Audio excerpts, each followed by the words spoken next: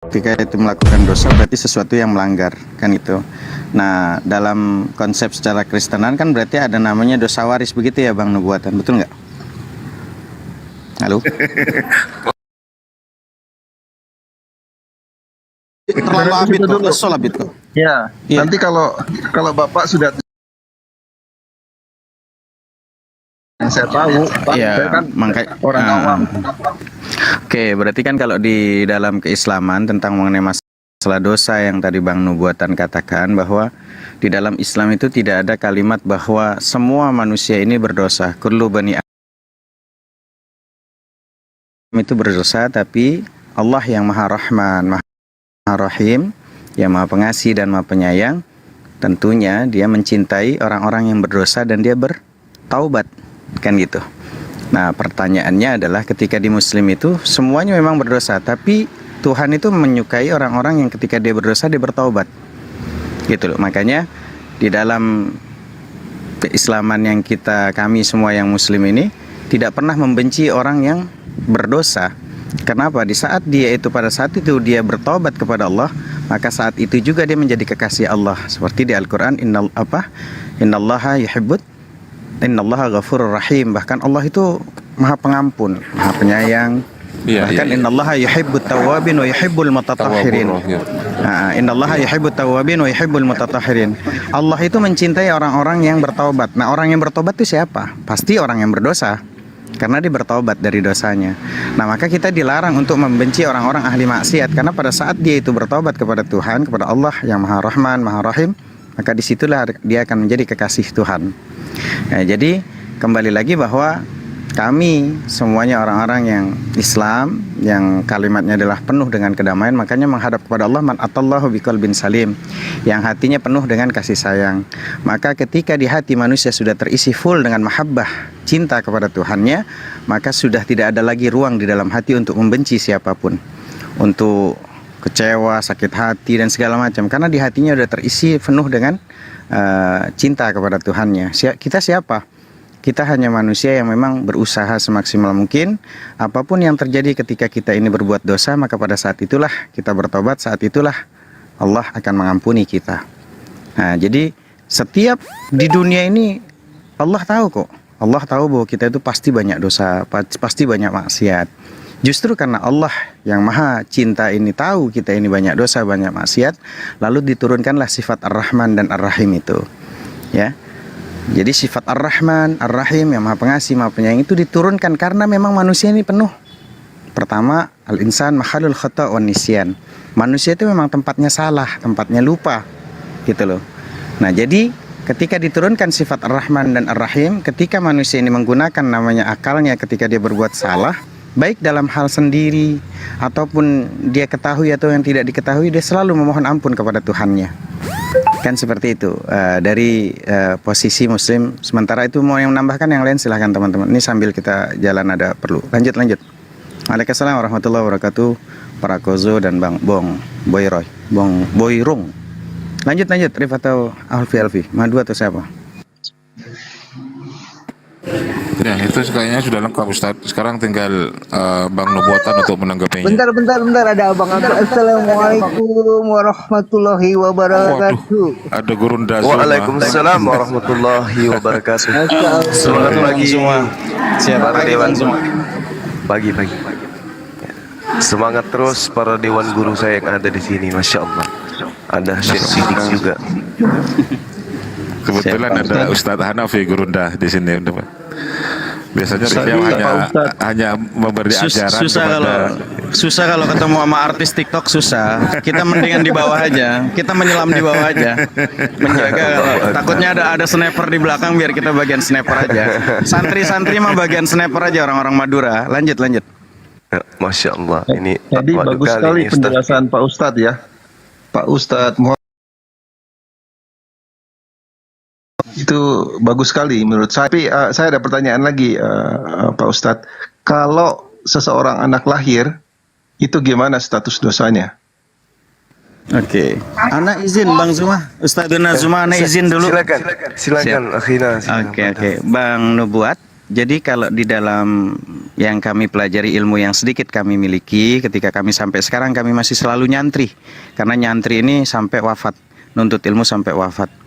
Yang ilmu sedikit yang saya miliki dalam keislaman, yang kita berusaha untuk di hati man atallahu biqalbin salim, itu yang lagi kita terus berjuang bersama-sama, hati yang penuh dengan kedamaian dan ketenangan. Artinya ketika ada anak-anak bayi, maka dikatakan di dalam hadis Rasulullah SAW, kullu mauludin yuladu 'alal fitrah.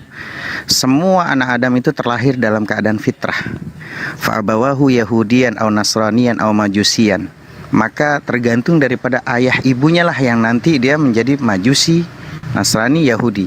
Dan kembali bahwa ketika dia nanti posisinya sudah akil balik, kalau dalam lari pada konsep fikih hukum namanya, ketika dia menggunakan secara akalnya, dia mencari tahu, ketika dia sudah mampu membedakan mana putih, mana hitam, mana baik, mana buruk.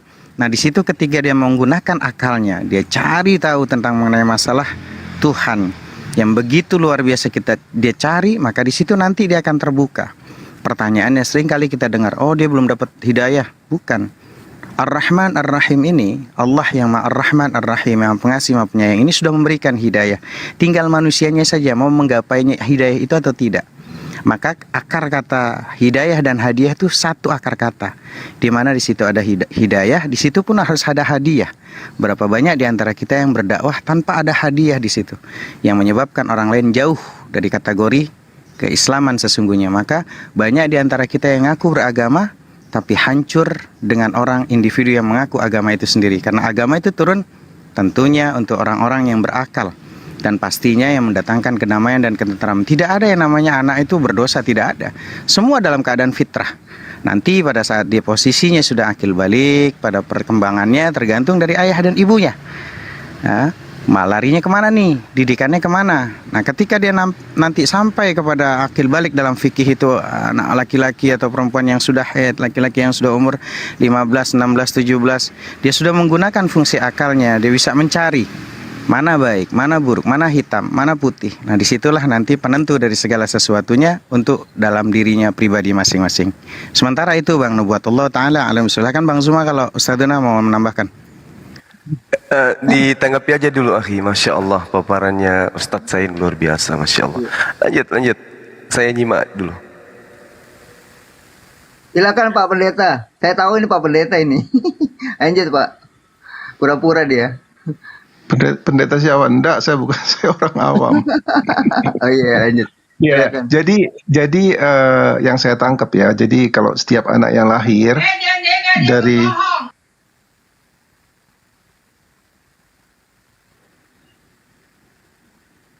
Ya Pak, silakan. Amiot lagi rame kali, mungkin di sana lagi rame Pak.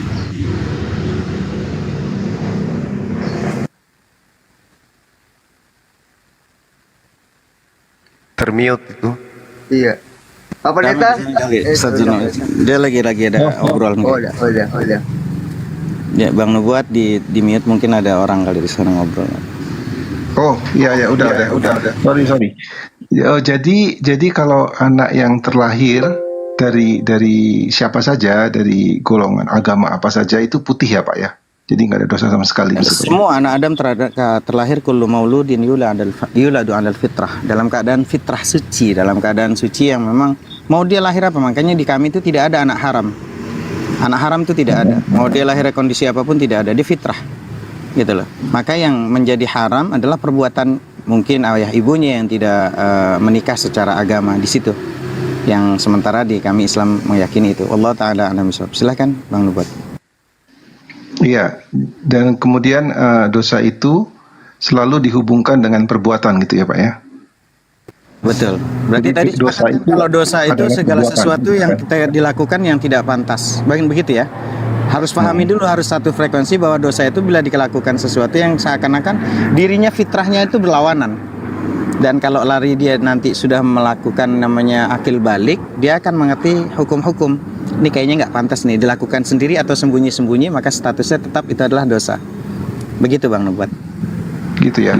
Nah kalau di alam pikiran, itu artinya gini, anak kecil kan kita nggak pernah ajarin bohong gitu ya, ya kan? Kalau dia Ya, kok bisa berbohong atau di alam pikiran aja lah.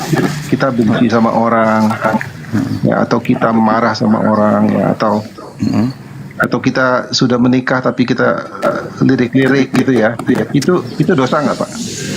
Ya, kalau mengenai masalah, makanya kita tidak bisa menghukumi, manusia itu tidak menghukumi seseorang secara batin, secara pikiran. Karena yang tahu itu yang maha segala-galanya, yaitu Allah. Hu, dia, lahu, padanya, lillah, untuknya, dan Allah itulah ismul azam. Hu, dia, lahu, padanya. Itu ismul azam. Maka alam antariksa yang maha dahsyat ini tidak akan mungkin tercipta dengan sendirinya. Dan disitulah ada yang namanya hu. Maka dalam ilmu mantik itu tidak ada Allah, tapi yang ada adalah wajibul wujud, wajib adanya. Tidak mungkin alam antariksa yang maha dahsyat ini tercipta begitu saja, apalagi tercipta dengan sendirinya. Nggak bisa tidur kita. Kok alam yang begitu dahsyat ini tercipta Pak Ustadz, karena... sorry. Maka, Saya potong, siap. Pak Ustadz. Iya. Bahasanya Pak Ustadz terlalu tinggi. Oke, nggak apa-apa. Nanti begini loh, Bang. Maka tolong dialah direndahkan sedikit supaya saya ngerti. dialah yang tahu sampai kelipatan hati kita yang paling dalam apa, dia yang tahu. Maka yang bisa menghukumi ya dia. Dan manusia itu ketika dia berbuat dosa dalam pikirannya, cukup nanti Tuhan, dia bertobat kepada Tuhan. Makanya kami di Muslim dilarang kami santri-santri dulu di kampung kami di Madura, kiai-kiai melarang kami untuk benci kepada orang ahli maksiat. Karena pada saat orang ahli maksiat, saat itu detik itu dia bertobat kepada Allah, detik itu juga dia menjadi kekasih Allah. Innallaha yuhibbut tawwabin wa yuhibbul mutatahhirin. Ya, Allah itu mencintai orang yang bertobat. Maka tadi kita sudah jelaskan, Bang, bahwa ketika kita itu menghukumi secara zahirnya, bukan secara batinnya. Gitu loh. Kalau batin itu urusan Tuhan yang maha segala-galanya, yang tahu dia tentang itu. Maka tinggal manusianya, dia mau bertobat atau tidak kepada Allah. Gitu loh. Kalau mengenai tadi Bang bilang ada orang lirik, kita kan nggak tahu apa dia matanya jereng, kan masa kita harus hukumi. Kan gitu. Seperti itu, Bang. Iya, jadi kesimpulannya walaupun dalam pikiran atau dalam perasaannya itu dosa ya, Pak ya. Makanya tadi saya bilang, saya tidak bisa menghukumi dosa itu menurut penafsiran saya, karena yang tahu pikiran itu Tuhan. Ya, ini yang maksudnya begini, kita nggak bisa menghakimi orang lain. Ya, tapi maksudnya kita lihat ke diri kita sendiri gitu loh. Kalau kita sudah punya rencana yang jahat sama orang, ya, benci atau marah gitu ya, itu sudah kita tahu diri kita kan, itu udah termasuk dosa gitu kan, Pak. Nah, ketika ada orang yang membenci, ya, maka pada saat dia ketika membenci, saat itu dia sudah mendapatkan hasil daripada kelakuannya sendiri, karena dia akan merasa dirinya itu gemeringsang, gemerungsung, nggak nyaman gitu loh. Maka dia sudah mendapatkan perskot dari dosanya tersebut. Maka bagi orang-orang yang Islam, seharusnya di hatinya tidak ada kata membenci kecuali mencintai seluruh makhluk Allah. Kan begitu, Bang. Maka di dalam Islam ini kita dilarang, maka kita harus dengan kategori bahwa saatnya untuk mencintai seluruh umat manusia sampai binatang, sampai semua benda. Kita mencintai, maka tidak boleh kita di situ ada kalimatnya ada orang melakukan ini terus kita anggap dosa. Tidak. Gitu loh. Kita hanya bisa menyampaikan sesuatu yang baik secara zahirnya, yang buruk kita tegur dengan cara secara zahirnya. Kalau mengenai masalah perasaan kita nggak ada yang tahu, Bang. Gitu, Bang Nubat. Oke, Ya. sebentar aku minta pendapatnya abangku. Silakan Bang Juma ditambahin. Iya. Ya, jadi yang pertama kelihatannya yang dibahas ini terkait dengan dosa ya. Iya. Ya, jadi kalau di Islam itu, Bang, terkait dengan dosa ada beberapa hal yang kemudian kami umat Islam itu dipahamkan. Ada yang disebut itsmun, janahun, lalu kemudian zanbun dan seterusnya. Jadi terkait dengan ini semua itu ada kaitannya dengan pelanggaran-pelanggaran yang menjadi kaidah di dalam ajaran agama Islam. Jadi aturan didatangkan oleh Allah, siapa yang melanggar aturan ini maka dia disebut berdosa. Nah, bagaimana dengan niat?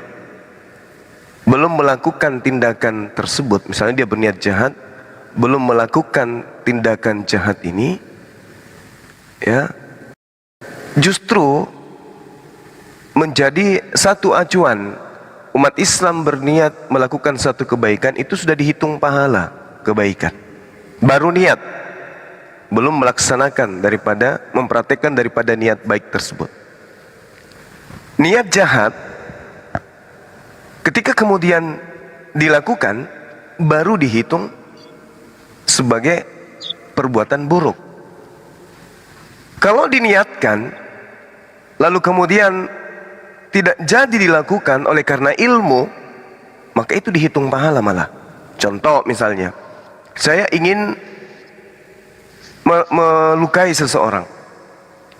Saya sudah punya niat, tetapi kemudian saya mengingat perintah Allah agar tidak menyakiti orang lain. Saya hentikan niat buruk saya itu untuk saya tidak lakukan, maka itu dihitung pahala. Nah, sehingga ketika ada niat buruk tidak dilakukan, maka dia tidak menjadi dosa. Kalau dibatalkan untuk melakukan dikarenakan kita menganggap itu adalah perbuatan yang salah, maka dihitung pahala. Nanti dikatakan dosa ketika betul-betul kita mempraktekkan niat buruk tersebut. Akan tetapi ini harus digarisbawahi. Orang yang selalu berniat buruk itu cenderung hatinya kepada sesuatu yang tidak baik. Sesuatu yang tidak baik. Makanya Al-Quran itu sangat menjelaskan dengan perinci kepada kami umat Isani illa ma sa'a, oleh apa yang telah diusahakannya. Ini kaidah di Islam. Lalu Allah mengatakan wa anna sa'yahu sawfa yura, dan sesungguhnya usahanya itu kelak akan diperlihatkan kepadanya. Setelah diperlihatkan, apa yang diterima kemudian? Thumma yujazahul jaza'al awfa. Kemudian akan diberi balasan kepadanya dengan balasan yang paling sempurna. Makanya di umat Islam itu yang melakukan amalan di atas muka bumi ini, itu juga yang akan mendapatkan amalan, upah di surga. Yang membuat keburukan di atas muka bumi ini, itu juga yang akan menerima keburukan di neraka. Tidak sama seperti konsep di Kristen, nanti ketika dia bangkit, dia sama seperti malaikat. Tidak lagi dengan tubuh yang sekarang, tapi berubah dengan tubuh yang lain. Lain yang bekerja, lain yang diupah, lain yang melakukan maksiat, lain yang dihukum. Kalau di Islam tidak. Siapa yang melakukan, itu yang akan menerima.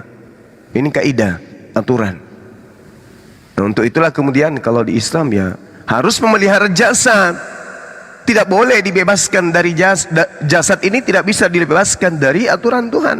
Ibarat Galatia 3, 23, 25, 26, enggak lagi tunduk jasad ini kepada aturan Tuhan. Galatia 5 nomor 1, dibebaskan tubuh ini dari aturan Tuhan. Tidak bisa. Justru kalau kita melihat meneropong jauh kaidah yang diajarkan oleh orang-orang Yahudi, sunat hati, sunat qulub. Apa itu sunat hati? Tunduk, berserah diri, meninggalkan kepungahan, kesombongan, keangkuhan, keangkuhan, ketegaran tengkuk terhadap perintah Tuhan. Tunduk, jasmaninya tunduk, ruhaninya tunduk. Itu sunat hati dan sunat qulub. Nah, saya kira begitu sama di Islam juga. Makanya Allah mengatakan bil bayyinati waz zubur wa anzalna ilaika dzikr litubayyana lin-nasi ma nuzzila ilaihim wa la'allahum yatafakkarun. Kami utus kepada mereka dengan membawa keterangan-keterangan berupa mujizat-mujizat dan kitab-kitab kepada umat-umat terdahulu, dan kami turunkan az-zikr Al-Qur'an kepadamu agar kamu wahai Nabi Muhammad menerangkan kepada semua manusia apa yang telah diturunkan kepada mereka agar mereka memikirkan. Ini yang diimani oleh umat Islam. Makanya kami umat Islam itu ya bangun tidur sampai tidur kembali semua diatur oleh Allah. Kenapa? Jasad ini juga harus tunduk. Ketika ada perintah jangan makan babi, jangan makan babi. Ketika ada perintah sunat, sunat. Jasad ini harus tunduk. Bukan hanya rohani saja. Rohani mengingat memuji Tuhan, tapi jasmani kemudian tidak tunduk kepada aturan Tuhan, itu sama halnya bohong. Itu yang disebut zalim. Itu orang zalim seperti itu. Tahu hukumnya dilanggar disebabkan karena sudah ada yang menebusnya. Itu zalim namanya. Jadi di Islam itu Bung, sekali lagi kita memperoleh apa yang kita usahakan. Wa anna sa'yahu sawfa yura. Apa yang kita kerjakan itu yang kita lakukan. Amalan yang kita lakukan itu yang kita dapatkan. Perbuatan dosa yang kita lakukan itu yang kita akan diupah. Nah, jadi bukan perbuatan dosa kita diupah ke orang lain, tidak. Sekira gitu sementara. Terima kasih. Ya, ya, Bang Zuma. Iya, Siap. saya kasih contoh aja ya. Misalnya gini, kita nggak punya duit gitu ya. Terus kita tergoda, ya kita tergoda ini kok ada apa toko gitu ya, toko emas misalnya apa ya. Kita tergoda mau ambil tuh, ya karena kita ada kebutuhan gitu ya. Kita mau ambil emas, cincin atau apa gitu ya. Kita udah nunggu-nunggu duduk-duduk ya di toko itu ya. Ternyata ada orang datang gitu loh. Kita sudah pengen lakukan itu, dia punya pengambilan itu ya, mencuri itu ya. Tapi nggak terlaksana karena ada orang datang tiba-tiba gitu loh. Yang duduk di dekat dia dan ini akhirnya sampai lama dia pulang. Nah, pada saat dia mengingini itu, ingin mencuri itu, tapi nggak terlaksana karena orang lain. Nah, itu udah dihitung dosa belum itu? Itu tidak terhitung dosa. Walaupun dia sudah niat gitu. Iya, betul. Begitu ya. Oh. Iya. Iya. Oke, jelas kalau gitu. Baik. Ya. Terima kasih, Bang Zuma. Iya, sama-sama. Ada lagi, Pak? Ya. Ada Jadi lagi? sedikit saya tambahkan ya. Jadi Iya, Bang. orang yang punya niatan ya, punya niatan, kalau di dalam Islam itu disebut hamma, berniat, bertekad atau berkeinginan. Kemudian ya, ada kemudian yang perlu dipahami di sini, punya keinginan dalam keburukan itu ada dua bentuk. Punya keinginan untuk melakukan keburukan itu ada dua bentuk. Ada niatan untuk melakukan itu dibagi menjadi dua bentuk. Yang pertama, melakukan keburukan, berkeinginan. Orang tersebut sudah bertekad dalam hati, bukan sekedar pembicaraan di dalam hatinya, tetapi dia benar-benar ingin melakukan itu. Kemudian ia menariknya, ia meninggalkan keburukan tersebut karena Allah. Inilah orang yang mendapatkan ganjaran. Ia dicatat mendapatkan kebaikan amalan sempurna. Apa sebabnya? Sebab dia meninggalkan kejelekan tersebut karena Allah dan tidak sempat melakukannya, ya. Dan kemudian dia bisa membuatnya, tetapi dia tidak melakukannya karena takut kepada Allah. Ini mendapat ganjaran kebaikan. Yang tadi yang saudara sebutkan itu mendapatkan apa? Itu tidak mendapatkan dosa. Tidak mendapatkan dosa, namun mungkin tidak mendapatkan amalan pahala. Karena kenapa? Dia tidak melakukan itu karena bukan karena Allah, tetapi karena keadaan. Itu yang pertama. Yang kedua, berkeinginan melakukan suatu keburukan, sudah bertekad, sudah berniat dia, tetapi tidak mampu melakukannya. Dan tidak berusaha melakukan berbagai cara untuk meraih apa yang ingin diraih dengan bentuk kejelekan dan keburukan. Nah, hal ini diibaratkan seseorang yang berkeinginan untuk kaya, lantas ingin bermaksiat dengan hartanya, tetapi sayangnya ia tidak dianugerahkan harta. Ia dicatat mendapatkan dosa dari sisi niatnya. Nah, itu. Dia berkeinginan ketika aku kaya dan seterusnya, tetapi dia tidak bisa mencapai harta itu. Tetapi sudah ada niat, ada niatan, tetapi tidak dianugerahkan harta. Nah, oleh karena itulah kemudian orang yang bersungguh-sungguh memiliki niatan untuk melakukan kemaksiatan, tapi tidak berdaya untuk melakukan itu, ya bisa jadi dia dihukum dosa. Meskipun kemudian dia tidak melakukan hal itu, dikarenakan karena ketidakmampuannya mendapatkan harta. Tapi niatnya, apabila saya kemudian mendapatkan ini, saya akan melakukan. Dia sudah bertekad, benar-benar bertekad. Itu sama halnya orang yang berniat untuk membunuh, saling membunuh. Dia praktekkan membunuh, sama halnya yang tadi, melakukan perampokan, melakukan ini, tapi apa yang dirampok itu tidak kemudian berhasil. Misalnya dia merusak rumah seseorang, menganggap dalam rumah itu ada harta, tapi begitu dia merusak, di dalamnya ternyata nggak ada harta. Niatannya untuk menjadi kaya dan menjadi satu tindakan yang dilakukan mengharapkan masa tuanya, berpoya-poya dan seterusnya, itu sudah dihukum dosa. Nah, ini dua keburukan yang ada pada diri manusia. Oleh karena itulah umat Islam selalu memprioritaskan hati, kalbu, agar selalu hati kita itu dijauhkan dari niatan-niatan yang buruk. Kenapa? Seperti yang diterangkan oleh Al-Quranul Karim, innaka anta allamul ghuyub. Ini Allah tahu. Kenapa? Karena sungguh Allah yang mengetahui segala yang gaib. Jadi apa yang termaktub dalam hati kita itu sudah dinilai oleh Allah. Itu sudah dinilai oleh Allah. Saya kira begitu sebagai tambahan dari saya, ya sekedar untuk mengingatkan diri saya sendiri. Silakan. Iya, ya. Terima kasih Bang Zuma. Ya, mungkin dari guru saya, Ustadz Hanafi, silakan. Ya,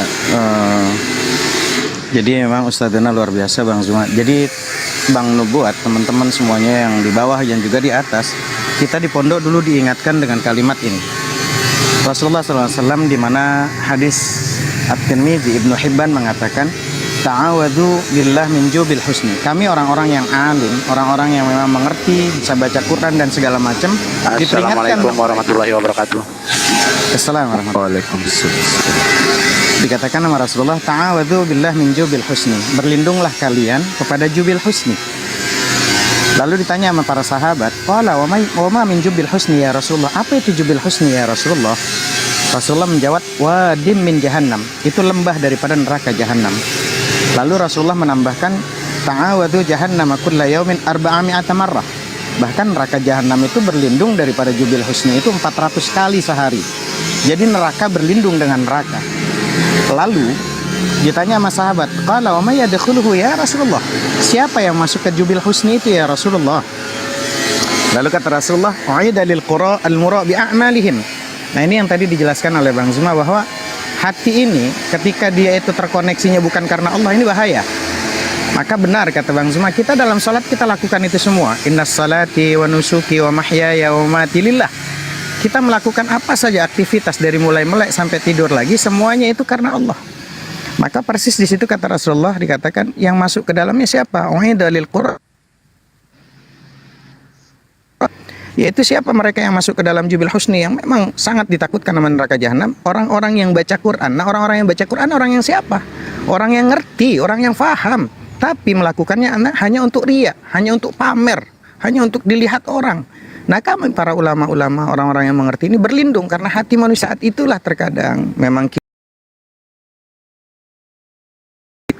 untuk mengerti tentang dunia benci, dan pasti juga ada yang menyenangi kita, itu biasa. Tapi yang paling penting adalah di hati kita Bang Nubuat masing-masing. Ketika kita nanti dijelaskan sama Ustadz Najuma bahwa hati ketika ingatnya ada bisikan syaitan, kita berubah lagi ingat kepada Allah. Nah, terkadang di dalam hati kita ini bertarung. Apa tujuannya kita itu di sini?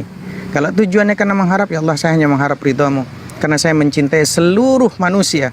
Jangankan manusia, ada kucing yang nyemplung di dalam comberannya kita bantu untuk naik ke atas gitu loh. Apalagi manusia. Nah, tugas kita hanya berdakwah, hanya menyampaikan. Masalah nanti mau mengambil segala sesuatu urusan dia. Itu kembalinya bahwa semua hati segala macam, dia selama hati itu terbersit untuk melakukan kejelekan, sebelum dia action dari kejelekan itu belum dicatat. Pada saat dia itu melakukannya baru saat itu dicatat. Tapi kalau niat baik, dia pada saat dia niat baik lalu udah dicatat sama Allah. Itu perbedaannya Bang Nubuat. Allah Ta'ala alam bisawab. Lanjut yang lain. Silakan Ustaz Najum. Iya, Masya Allah. Jadi mungkin kita simpulkan ya terkait tentang niat. Kalau di Islam itu niat baik itu ada beberapa tingkatan. Berniat melakukan kebaikan lalu mempraktekkannya, itu mendapatkan satu kebaikan sempurna hingga 10 kebaikan, hingga 700 kali lipat kebaikan. Yang kedua, berniat melakukan kebaikan tidak mengamalkannya karena tidak mampu, maka dapat pahala satu kebaikan yang sempurna. Ada yang sudah punya kebiasaan pada kebaikan, lalu ia meninggalkannya karena ada uzur, apakah itu sakit atau dia musafir atau apapun itu, atau dia lagi safar, ia tetap dicatat pahala yang sempurna. Jika ia berniat, bertekad, tetapi tidak mengamalkannya dan akhirnya diundur, bukan karena ajas tidak mampu dan bukan karena uzur, Allah catat baginya satu kebaikan sempurna untuk niatnya saja. Ini baru niat, ini niat baik. Lalu bagaimana dengan niat buruk? Yang pertama, berniat melakukan kejelekan dan mengamalkannya, maka dicatat satu dosa. Itu dicatat sebagai satu dosa, pelanggaran. Itu kejelekan. Berniat melakukan dan mengamalkan, dosa. Berniat melakukan keburukan, kejelekan, dan akhirnya meninggalkannya karena takut kepada Allah, maka dicatat baginya satu kebaikan yang sempurna.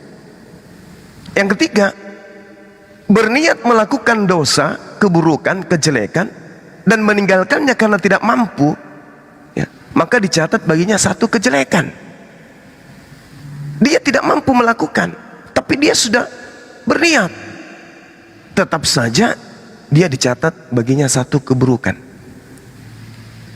Yang terakhir, berniat melakukan keburukan dan meninggalkannya bukan karena takut kepada Allah, bukan karena ada uzur, karena tidak mampu, maka tidak dicatat baginya apapun. Tidak dicatat kebaikan, tidak dicatat keburukan. Ini di Islam, kaidahnya seperti itu. Maka seperti yang disampaikan Ustadz kita tadi, hati ini harus menjadi penopang di dalam membentuk karakter kita sebagai insan, khususnya untuk sebagai seorang muslim. Jadi kebaikan-kebaikan polanya seperti apa terkait dengan niat, kejelekan, keburukan juga polanya seperti apa tergantung dari niat.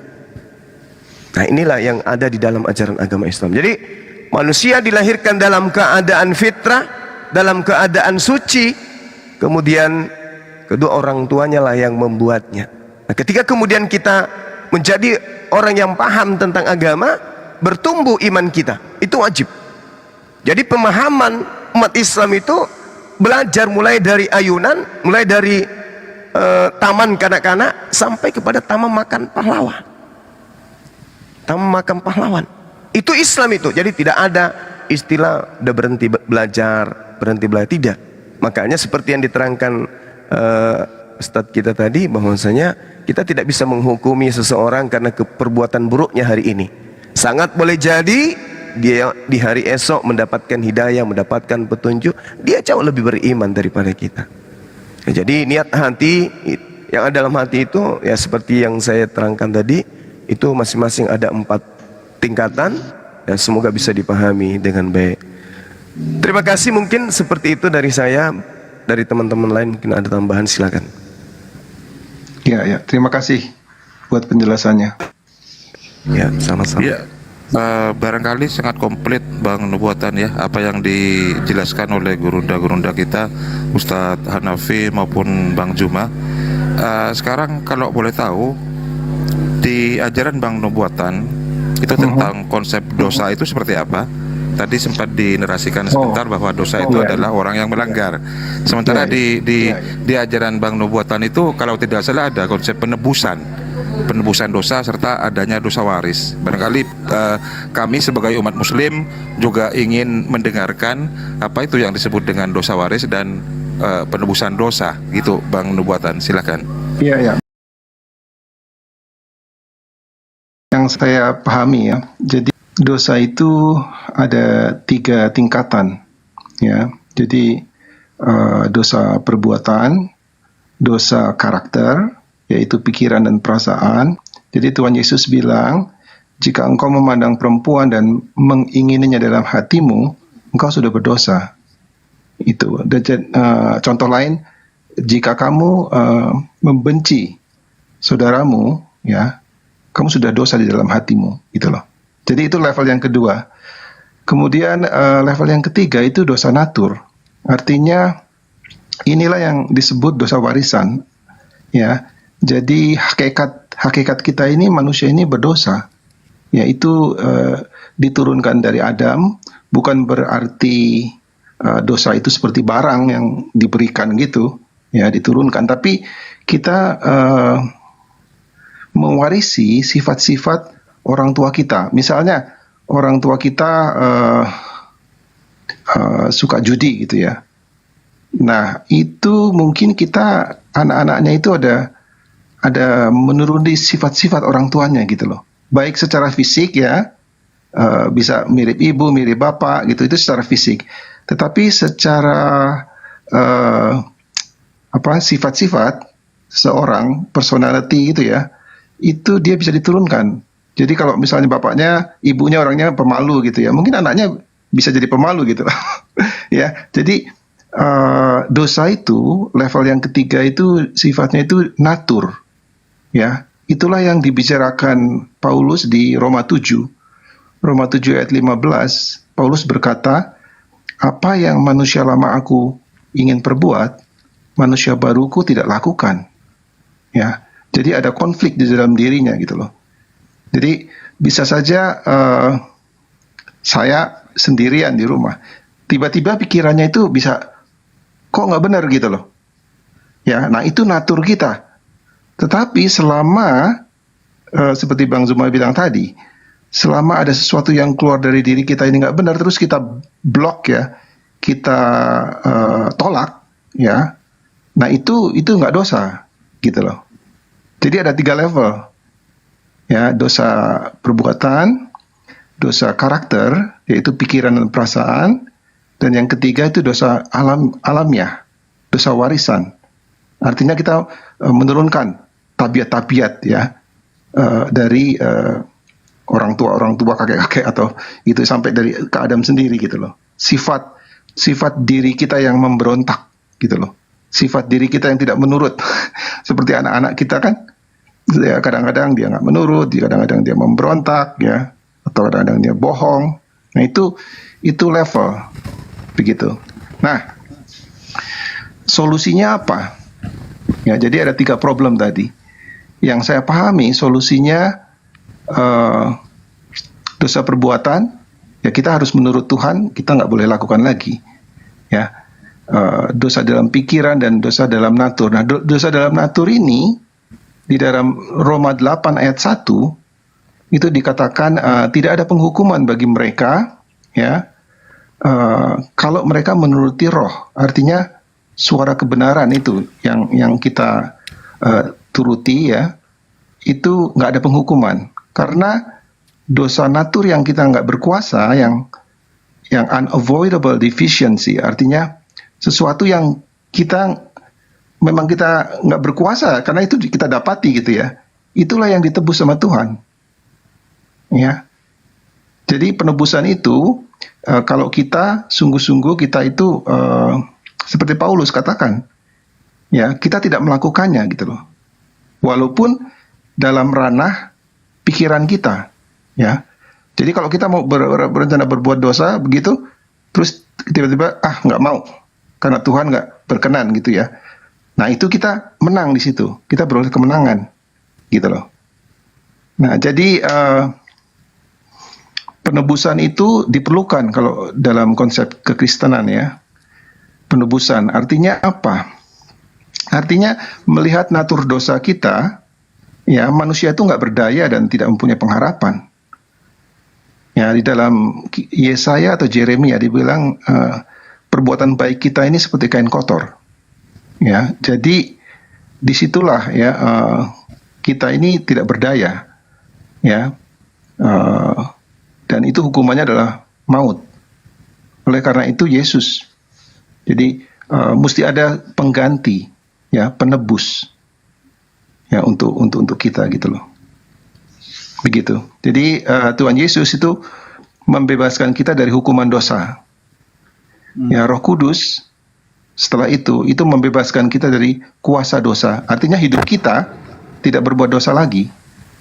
Dan nanti waktu Tuhan Yesus datang kedua kali, kita dibebaskan dari alam dosa.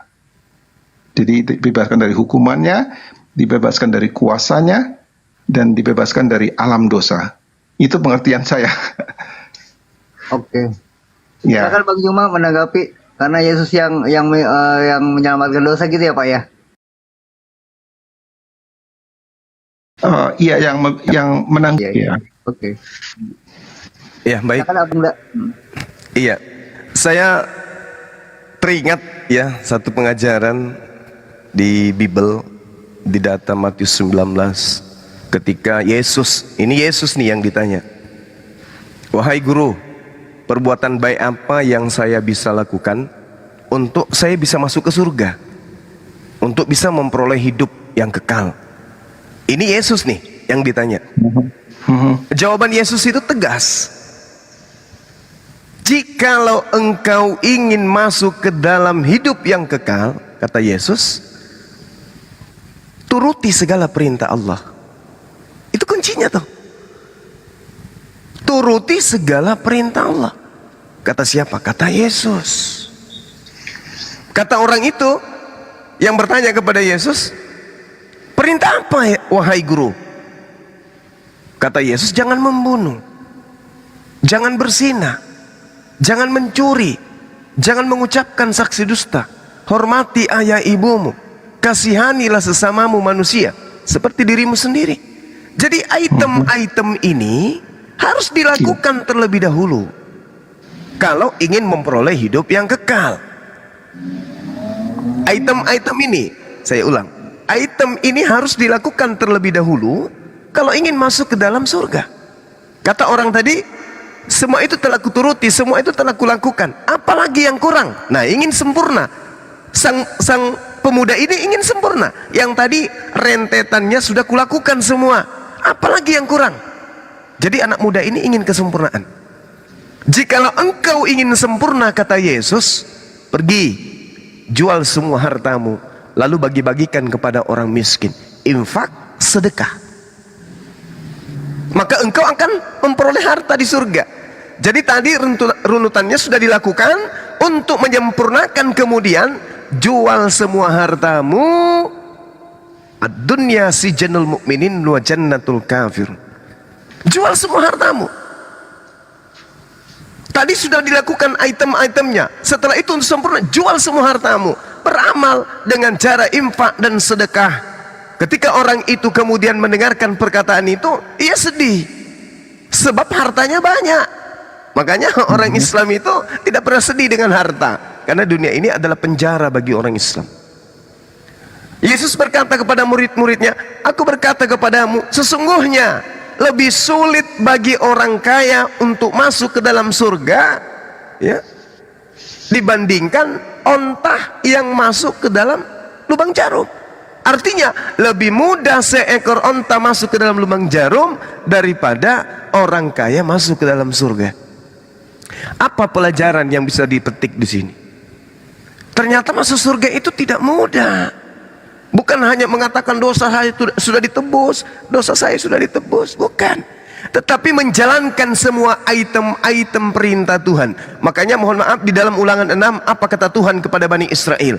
Inilah perintah, yakni ketetapan, yakni peraturan yang aku ajarkan kepadamu atas perintah Tuhan Elohim untuk dilakukan. Semua Bani Israel, engkau, anak-anakmu, cucu-cucumu wajib hukumnya takut kepada Elohim, lalu berpegang pada segala ketetapan dan perintahnya yang kusampaikan kepadamu agar supaya lanjut usiamu. Di data nomor 3 dikatakan, dengarlah wahai orang Israel, lakukan itu dengan setia supaya baik keadaanmu dan supaya kamu menjadi sangat banyak seperti yang dijadikan Tuhan kepadamu. Lalu dikatakan, diulang lagi di data nomor 4, dengarlah wahai Israel. Diulang, dengarlah wahai Israel. Ini penekanan, Tuhan kita itu adalah Tuhan yang esa.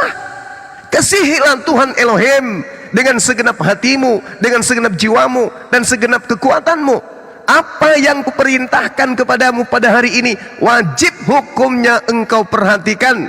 Harus engkau mengajarkan berulang-ulang kepada anak-anakmu dan membicarakannya hukum-hukum itu apabila engkau duduk di rumahmu, apabila engkau sedang dalam perjalanan, apabila engkau berbaring, apabila engkau terbangun. Harus juga engkau mengikatkan kepada tangan, pada tanda pada tanganmu, dan harus itu menjadi lambang di dahimu.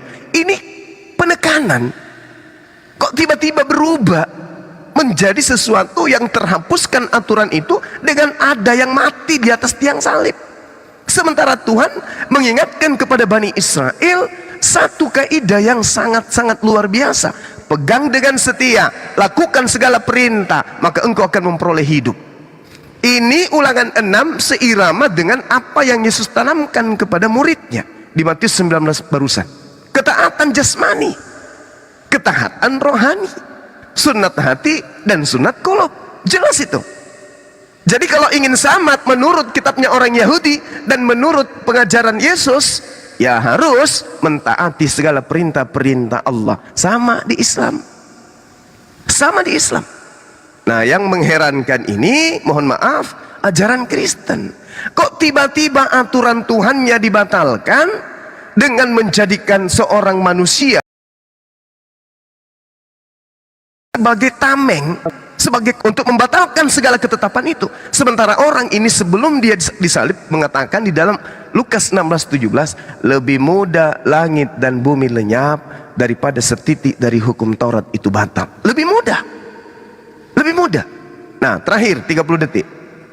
Ketika kemudian saudara mengukur bahwa kami Kristen tidak lagi ini karena sudah ditebus, sangat disayangkan. Itu bertentangan dengan perkataan dan pesan Yesus. Dalam Yohanes 12:48, barang siapa yang menolak aku, dia sudah ada hakimnya, yaitu firman, perkataan yang terlontar dari mulutku. Perkataan itulah, firman itulah yang akan menjadi hakimnya di akhir zaman. Ini bahaya ini. Bahaya. Yesus datang untuk kedua kalinya akan menagih sesuai dengan firman yang telah ia sampaikan kepada Bani Israel ketika dia masih ada, belum terangkat. Dia sampaikan poin-poin, segala firman yang engkau berikan kepadaku telah aku sampaikan kepada mereka, telah aku sampaikan. Sementara penyaliban, tebusan dosa itu adalah perkataan-perkataan yang muncul setelah Yesus terangkat. Dan itu tidak pernah Yesus ajarkan sebelum dia terangkat. Segala firman telah aku sampaikan, berarti sudah nggak ada lagi firman. Sementara penyaliban, penebusan dosa, dosa waris itu muncul belakangan. Ini yang bahaya. Karena kenapa Yesus mengatakan, siapa yang menolak aku dia sudah ada hakimnya, yaitu perkataan yang pernah aku katakan kepada Bani Israel. Perkataan itulah yang kelak akan menjadi hakim di akhir zaman. Saya kira itu bisa direnungkan saudara. Demikian sementara, silakan. Iya, ya. Saya aminkan itu. Bagus sekali penjelasannya. Hanya ingin saya sedikit berikan tambahan ya. Bahwa dalam konsep kekristenan itu ada dua hal ya. Yaitu pembenaran dan yang kedua itu penyucian. Ya. Jadi istilahnya begini ya. Kalau saya berikan ilustrasi, saya mau menjadi anggota klub bilioner. Ya, syaratnya apa? Kita harus memiliki paling tidak 1 billion. Ya, nah, jadi untuk menjadi anggota itu, ya, itu syaratnya itu begitu. Padahal kita sekarang ini kita bukannya punya 1 billion, tapi kita punya utang 1 billion misalnya gitu. Nah, jadi kita memandang pemahaman saya itu bahwa dosa itu seperti penyakit, seperti kotoran, seperti hutang, ya, dan inilah kita ini perlu pembenaran, ya. Karena apa? Hukum itu kita punya keyakinan bahwa hukum Tuhan itu, ya, hukum Allah itu punya requirement, persyaratan, ya, yaitu absolute sinlessness, ketiadaan dosa, dan infinite perfection, yaitu kesempurnaan yang terbatas, karena itu hukum Allah. Jadi hukum Allah itu luar biasa, ya. Dan tadi melihat kondisi kita, ya, keadaan hati kita ini gagal untuk memenuhi persyaratan itu. Jadi dalam pemahaman saya ada dua hal ini ya. Satu, pembenaran. Artinya apa? Kita perlu orang yang bayar hutang kita dulu dan memberikan kita 1 billion. Maka kita bisa menjadi anggota kelompok itu. Dan setelah itu, ya, bagaimana? Nah, kita harus bisa menikmati menjadi keanggotaan. Misalnya klub bilioner tadi, kita bisa jalan-jalan, ya, kita bisa menikmati itu. Nah, itu adalah uang yang diberikan terus-menerus. Kita bisa belanja, vacation, ya, kita bisa beli mobil atau apa. Nah, itu yang ditambahkan. Jadi pengertiannya begini, darah Tuhan Yesus itu adalah untuk pembenaran. Dan Roh Kudus itu yang memampukan kita untuk menuruti hukum-hukum tadi. Tadi Bang Zuma udah jelaskan bagus sekali. Dan saya percaya memang orang Kristen tidak dibebaskan dari hukum, kita bisa berbuat apa saja. Ya, karena dalam Ulangan 20 itu Tuhan bilang begini, Akulah yang membebaskan engkau dari perbudakan Mesir. Nah, itu artinya apa? Di situ sebelum dia keluar dari Mesir, itu ada Paskah. Ya, jadi untuk menyembelih domba dan darahnya itu dilaburkan di pintu. Nah, itulah yang melambangkan pembenaran. Ya, jadi kita perlu jadi kesalahan itu harus dibayar gitu loh, hutang itu. Ya, orang sakit itu mesti disembuhkan ya, barang yang kotor itu mesti dibersihkan. Nah, baru dari situ ya bangsa Israel itu seperti Bang Zuma tadi bilang harus menuruti hukum-hukumnya. Itu memang betul. Tetapi sebabnya itu adalah pembenaran dulu. Dan berikutnya itu adalah penyucian. Jadi perbuatan baik yang kita lakukan, yang saya pahami, itu bukan untuk keselamatan, tetapi untuk mempertahankan. Ya, karena keselamatan itu sudah diberi, maka kita harus pertahankan. Kita harus berbuat baik. Dan itu kita sebut dengan buah-buah. Ya, buah-buah roh atau penyucian. Jadi kita dibebaskan dari kuasa dosa gitu loh. Itu aja teman-teman. Ya. Iya. Yang lain. Jadi gini, Bung, saya menghargai itu pendapat saudara yang tentu didukung dari konsep doktrin dan dogma yang justru tidak berkesesuaian dengan kaidah pengajaran para nabi. Contoh, Ayub 3:4 nomor 11. Tuhan mengganjar manusia sesuai dengan perbuatannya dan membuat setiap orang mengalami sesuai dengan kelakuannya. Kedua, Mazmur 6:2. Dan daripadamu juga kasih setia ya Tuhan, sebab engkau membalas setiap manusia menurut perbuatannya masing-masing. Ya, Amsal betul. 20. Iya, Amsal 24. Sungguh kami tidak tahu hal itu. Apakah dia yang menguji hati tidak tahu yang sebenarnya? Apakah dia yang menjaga jiwamu tidak mengetahuinya? Dan membalas manusia menurut perbuatannya masing-masing. Katakanlah, berbahagialah orang yang benar, sebab mereka akan memakan hasil pekerjaannya. Celakalah orang yang fasik, malapetaka akan menimpahnya, sebab mereka akan dibalas, diperlakukan menurut perbuatannya masing-masing. Yesaya 3. Aku Tuhan menyelidiki hati manusia, yang menguji batin manusia, untuk memberi balasan kepada setiap manusia setimpal dengan perbuatannya, setimpal dengan hasil pekerjaannya masing-masing. Yeremia 17. Makanya Yesus tadi mengatakan di dalam Yohanes 12:48, dia akan menghakimi berdasarkan dengan firman yang pernah ia katakan. Sedangkan yang saudara ajarkan ini adalah harus ada penebus.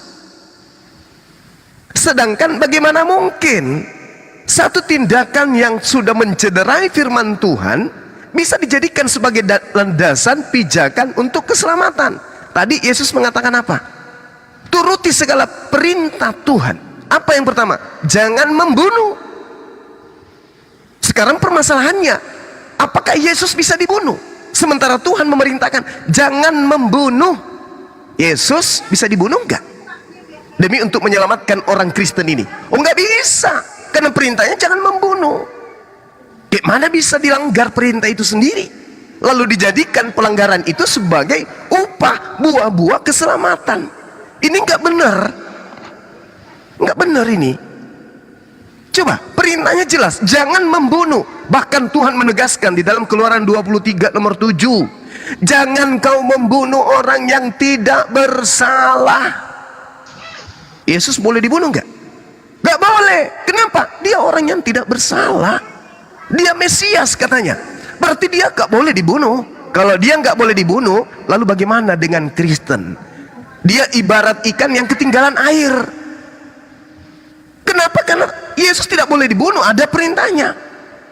Ada perintahnya. Bahkan kalau kita melihat dengan teliti, Imamat 18:21, Imamat 20 nomor 3, apa kata Tuhan? Aku sendiri, Tuhan, akan menentang mereka, sebab mereka telah melakukan persembahan dengan memberikan anaknya, anak manusia, dipersembahkan kepada dewa. Aku sendiri Tuhan yang akan menentang orang-orang yang mempersembahkan anak manusia kepada dewa. Nah, sedangkan Tuhannya Bani Israel dikatakan di dalam Yeremia 1 nomor 7, katakanlah kepada orang-orang Israel, katakanlah kepada mereka, apabila seseorang di antara Bani Israel hendak mempersembahkan persembahan kepada Tuhan Elohim, katakan kepada mereka harus mempersembahkan hewan ternak, lembu, sapi, kambing, domba. Ini perintah kepada orang Israel ketika ingin mempersembahkan dosa tebusan, menghapuskan dosa dengan tebusan hewan, maka mereka diperintahkan hewan ternak. Sama dengan yang diterangkan oleh Al-Quran, surah Al-Hajj ayat 34. Sama. Imamat 1 nomor 2 sama.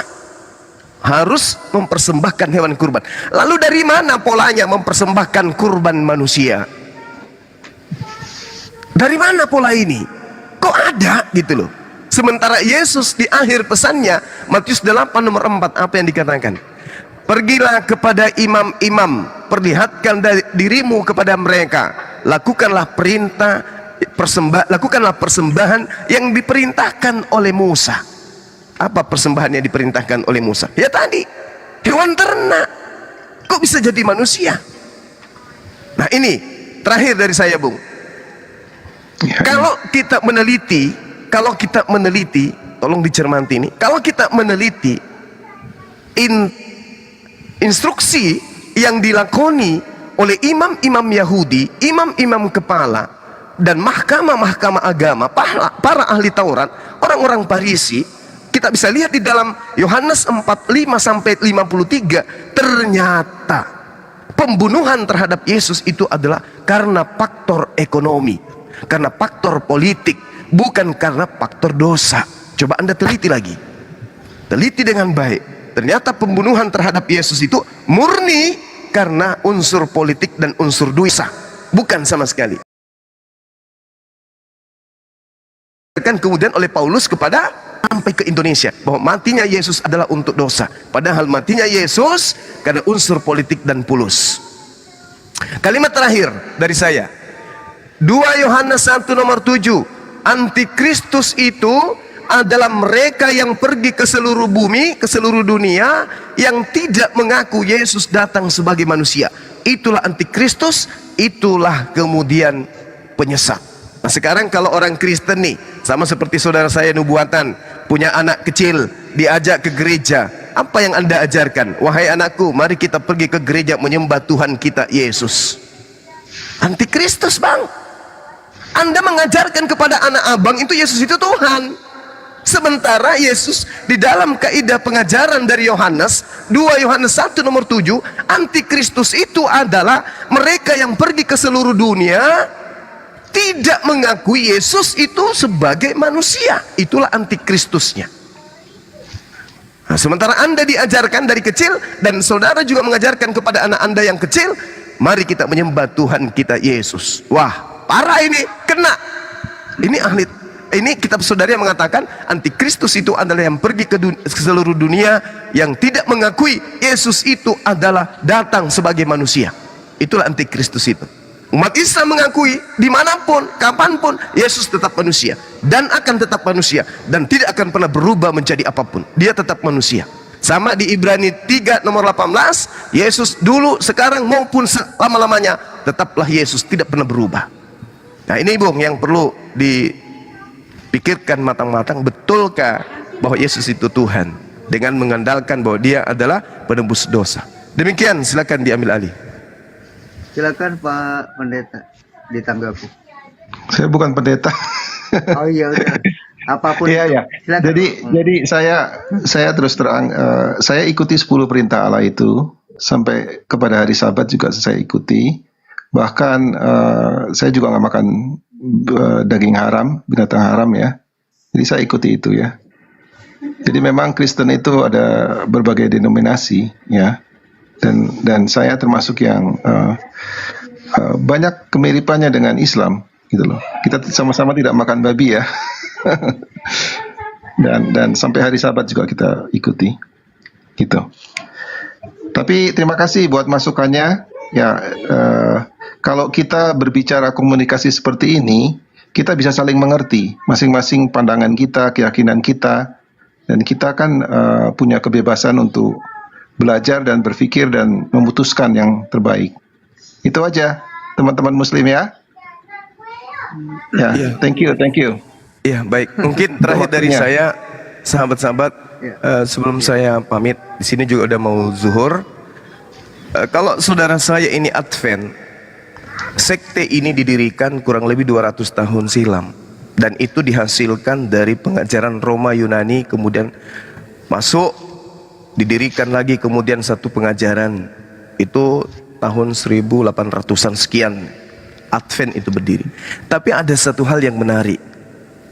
Kalau saudara-saudara Advent ini kemudian melakukan satu pengajaran yang sama seperti kami umat Islam. Umat Islam mengakui Taurat, umat Islam mengakui Mazmur, Zabur, mengakui Injil. Tapi umat Islam tidak mengakui bahwa itu adalah pengajaran yang diwahyukan oleh Allah, oleh Tuhan kepada kami umat Islam. Itu hanya untuk Bani Israel.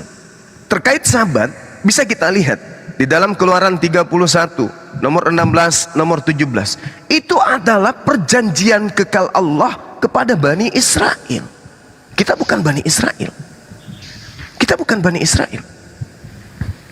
Nabi Musa datang mengajarkan Ulangan 33 nomor 1, nomor 4. Hukum Taurat itu hanya untuk Bani Yakub. Daud datang, Mazmur 147, dia mengatakan hukum-hukum milik kepunyaan Yakub hanya untuk Bani Yakub, ketetapan-ketetapannya hanya berlaku untuk Bani Israel dan tidak berlaku kepada bangsa lain. Kita coba baca di situ. Kemudian Yesus datang, Matius 15 nomor 24, aku diutus hanya kepada domba yang hilang dari Bani Israel. Makanya kami umat Islam beriman itu semua hanya untuk Bani Israel. Ya Bani Israel, inni rasulullahi ilaikum. Nah, lalu bagaimana solusinya? Ketika hukum-hukum Tuhan hanya untuk mengikat satu kaum, apa solusinya? Allah Subhanahu wa taala kemudian seperti data yang saya sajikan tadi, bahwa bil bayyinati waz zubur wa anzalna ilaika dzikr litubayyana linnasi. Bahkan kalau kita membaca dalam surah Al-Maidah ayat 11, 12, 13, 14, 15 dan seterusnya, Bani Israel yang tadinya diberi keselamatan dengan hukum-hukum yang datang kepada mereka, begitu Al-Quran datang, begitu baginda Rasulullah Muhammad SAW datang, mereka diseru, ya ahlal kitab, qad ja'akum rasuluna, telah datang kepada kalian rasul kami, utusan kami, yaitu baginda Rasulullah Muhammad SAW. Maka perintahnya kemudian ikutlah kepada baginda rasul kami itu. Ikut. Kalau Bani Israel yang kitab diberikan, diminta oleh Allah untuk mengikut kepada baginda Rasulullah Muhammad SAW, lalu bagaimana kita ini? Kita ini bukan Bani Israel, kok malah kucuk-kucuk mengaku pengikut Bani Israel, lalu kemudian pergi ke seluruh dunia mengajarkan Yesus itu Tuhan, sementara ada kaidah yang Tuhan datangkan kepada kita, litubayyina linnasi wa ma arsalnaka illa kaffatan linnas, aku utus engkau wahai Nabi Muhammad untuk seluruh umat manusia. Siapa itu? Yahudi, Nasrani, ateis, Hindu, Buddha, Kristen, semua wajib hukumnya ikut kepada baginda Rasulullah Muhammad SAW. Jadi kita tidak perlu lagi masuk ke ranah Yahudi, Israel, gak perlu, karena kaidah hukumnya hanya mereka yang tahu, hanya untuk mereka, bukan kepada seluruh umat manusia. Ketika ada perintah kepada Bani Israel, jangan engkau makan babi, Imamat 11 nomor 7, di luar Bani Israel yang tidak mendapatkan perintah itu makan babi, nggak apa-apa, karena hukum itu hanya untuk Bani Israel. Kita tidak dianggap umat. Ulangan 32 nomor 21, kita ini dianggap bukan umat, Di luar Bani Israel kita bukan dianggap umat, hanya Bani Israel saja. Makanya Yesus, mohon maaf, Yesus ketika datang kemudian di data nomor Matius 15 22, 23, 24, 25 dan seterusnya, ada seorang perempuan non Yahudi yang datang kepadanya merengek-rengek, Tuhan Yesus, tolong sembuhkan anakku. Kata Yesus kepada muridnya, usir orang itu. Dia dari tadi ngikutin kita teriak-teriak. Ini kata Yesus. Kata Yesus kemudian, tidak patut roti yang diperuntukkan untuk anak-anak Bani Israel diberikan kepada non Israel, yaitu guguk. Subhanallah, Yesus menyebut kaum goyim di luar Yahudi sebagai guguk. Tapi perempuan itu ketika mendengarkan Yesus mengatakan, tidak patut roti yang diperuntukkan untuk Bani Israel diberikan kepada anjing. Kata Yesus nih, apa kata perempuan itu? Benar Tuhan Yesus, tetapi bukankah bukankah anjing makan remah-remah yang jatuh dari meja tuannya? Itu kata perempuan itu. Mendengarkan itu, Yesus malah senang. Kenapa? Iman wanita itu benar dengan mengatakan dirinya sebagai guguk dan mengatakan dirinya pemakan sampah yang jatuh dari meja majikan. Berarti di luar kita, jangankan kita, wanita yang hidup sezaman Yesus, yang bukan Bani Israel, yang percaya kepada Yesus, percaya Yesus adalah Mesias, masih saja dianggap sebagai anjing. Apatah lagi di luar Bani Israel dan hidup 2000 tahun setelahnya. Maka kita butuh penolong lain, penghibur lain. Siapa dia? Baginda Rasulullah Muhammad sallallahu alaihi wasallam. Derajat kita naik seketika. Kenapa? Karena mereka yang tadinya menganggap goyim itu sebagai guguk pun diperintahkan untuk tunduk berserah diri kepada aturan Tuhan yang datang kepada Baginda Rasulullah Muhammad sallallahu alaihi wasallam. Lalu kita ingin datang, sudah dianggap orang sekelilingnya sebagai anjing. Kita datang kucuk. Kami ini adalah pengikut Bani Israel. Kami juga sahabat. Waduh. Sahabat Keluaran 23 nomor 16-17 hanya perjanjian kekal yang mengikat Bani Israel saja. Kita bukan Bani Israel. Tapi kalau Islam, litubayyina linnasi, semua ajaran Islam itu diperuntukkan untuk seluruh umat manusia. Kembali kepada kaidah la ikraha fid din. Tidak ada paksaan di dalam memeluk ajaran agama Islam. Barang siapa yang mau beriman silakan beriman, barang siapa yang mau kufur silakan kufur. Ya, ini saya sampaikan sebagai penutup karena di sini sudah azan zuhur. Saya mohon undur diri para sahabat-sahabat sekalian. Silakan dilanjutkan.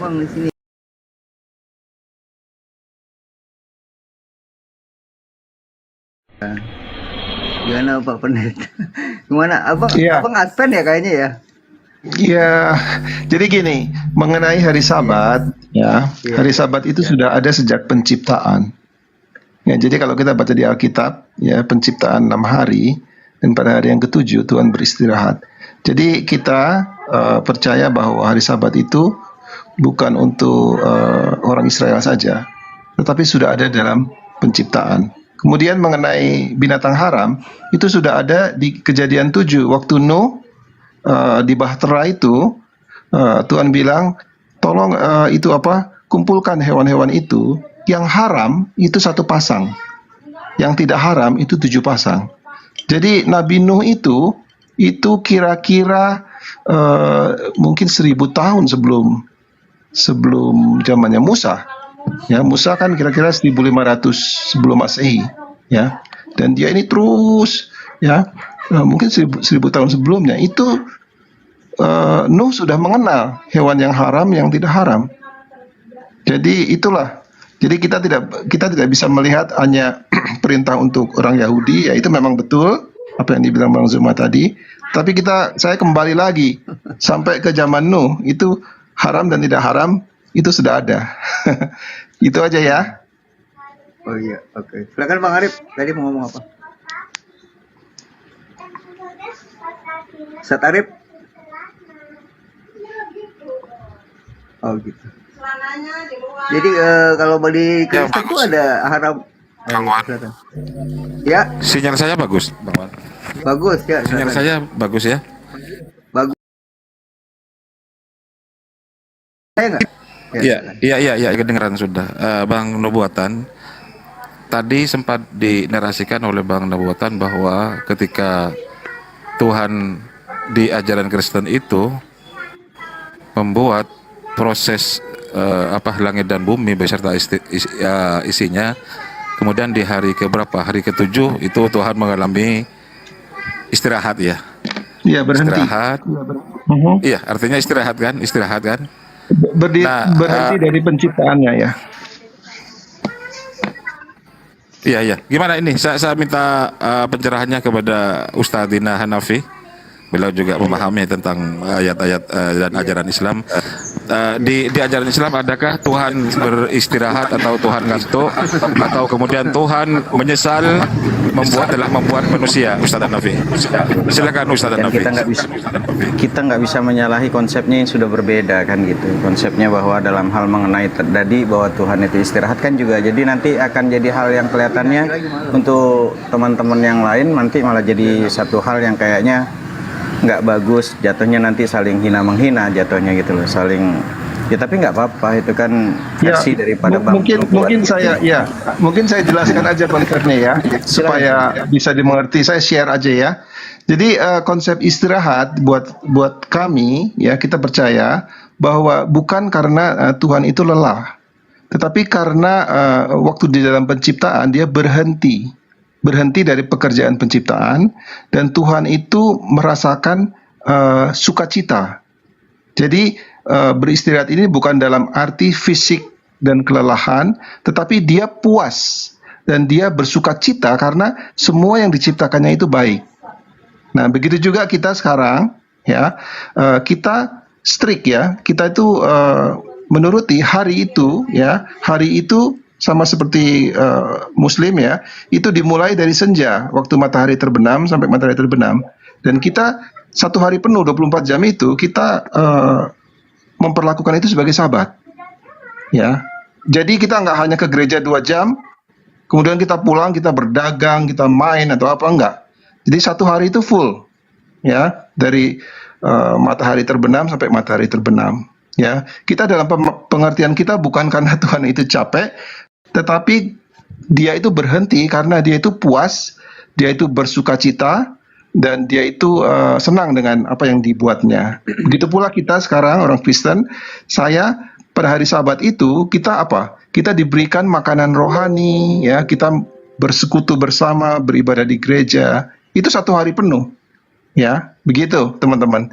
Jadi jangan dipikirkan itu seperti fisik yang capek, enggak. Kita enggak berpikir ke situ, ya.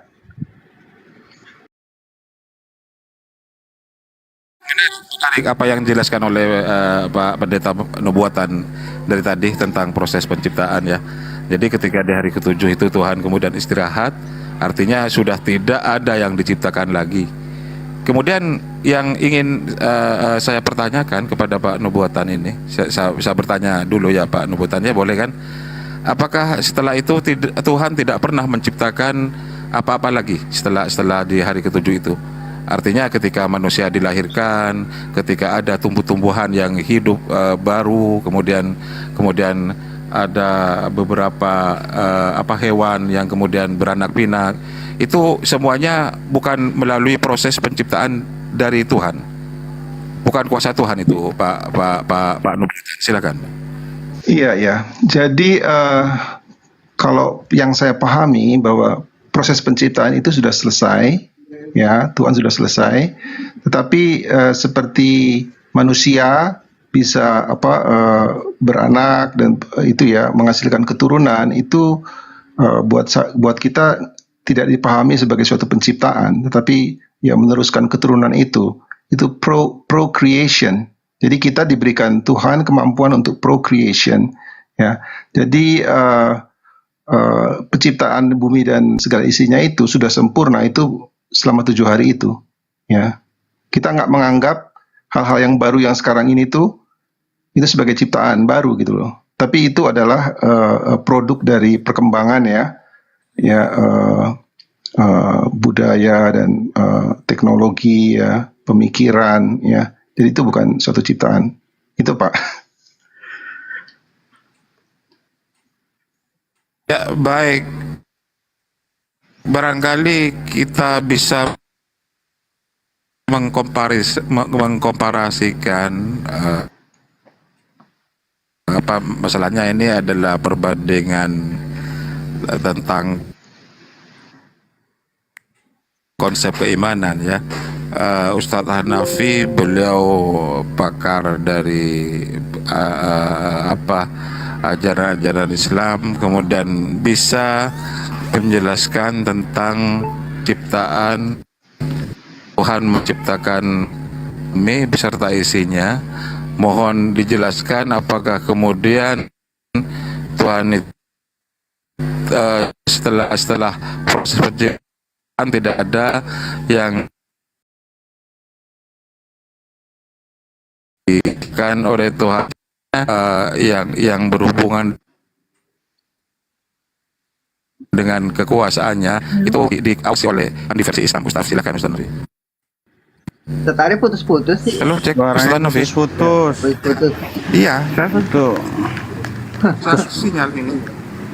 Enggak, siapa?